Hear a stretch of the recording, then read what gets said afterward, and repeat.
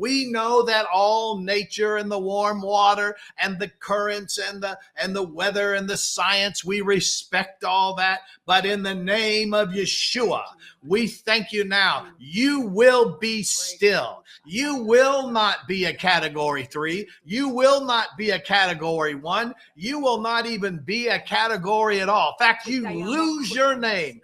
We cancel you. We cancel you tonight in the name of Yeshua.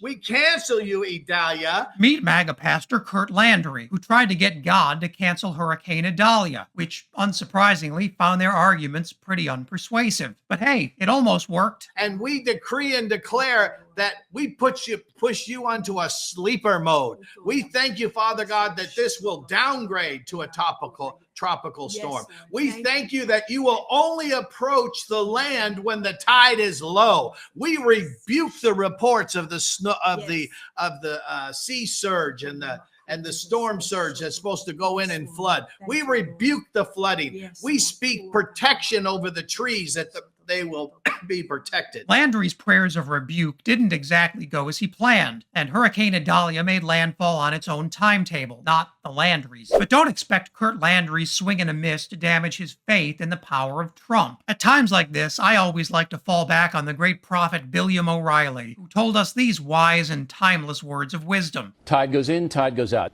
You can't explain that.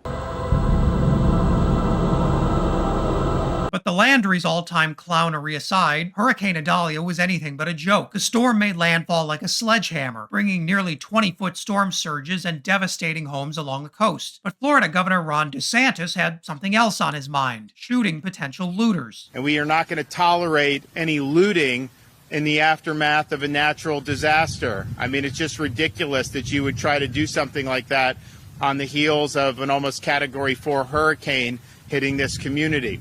I'd also just remind potential looters that you never know what you're walking into. People have a right to defend their property. This part of Florida, you got a lot of advocates and some proponents of the Second Amendment. And I've seen signs in different people's yards in the past after these disasters, and I would say it's probably here. You loot, we shoot. With homes still underwater and some Floridians still stranded and in urgent need of help, Ron DeSantis instructed the National Guard to prioritize protecting people's property. I hate to break it to you, Ron, but they were going to do that anyway. And let's bring up that image again, because what's with this little military chorus line Ron DeSantis has standing beside him? Shouldn't those people be, helping Floridians who are stranded without power? Instead, DeSantis made sure they're lined up behind him to show just how tough he is. But while DeSantis was busy doing the wrong things, Donald Trump was busy doing nothing. Well, unless you count bashing Ron DeSantis as a hurricane hit. Can't say Trump is inconsistent in how much he dislikes Meatball Ron. The sanctimonious is crashing. Perhaps the party should come together. People should drop out of the race. For once, DeSantis didn't take the bait, because during a press conference about the hurricane, he took the rare correct step of brushing off Donald Trump. What do you think about Trump?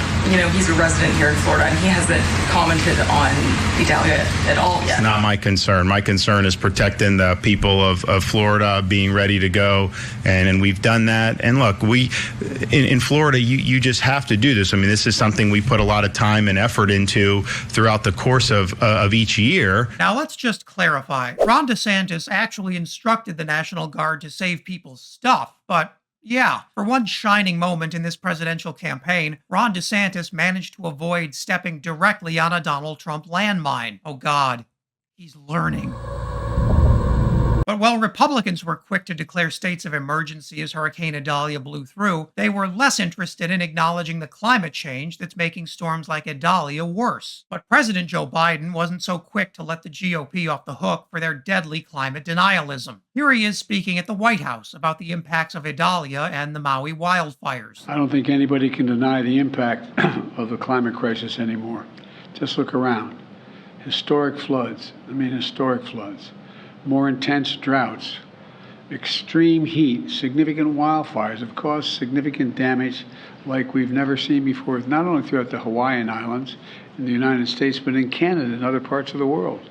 We've never seen this much fire. Fire and flood, those good old biblical harbingers of the end of the world. Hey, maybe that MAGA pastor was right to try and turn to God for solutions, because they sure aren't coming from Republicans. You will not be a category 1. You will not even be a category at all. You may get wiped away by a climate disaster, but don't worry, Ron DeSantis will make sure all your stuff is safe. And if you thought that was wild, check out this video, where a Georgia Republican elected official threatens bloodshed if Donald Trump is convicted. And I hope and pray it gets resolved before we use guns. And as always, leave a comment below so you can let me know what I should cover next.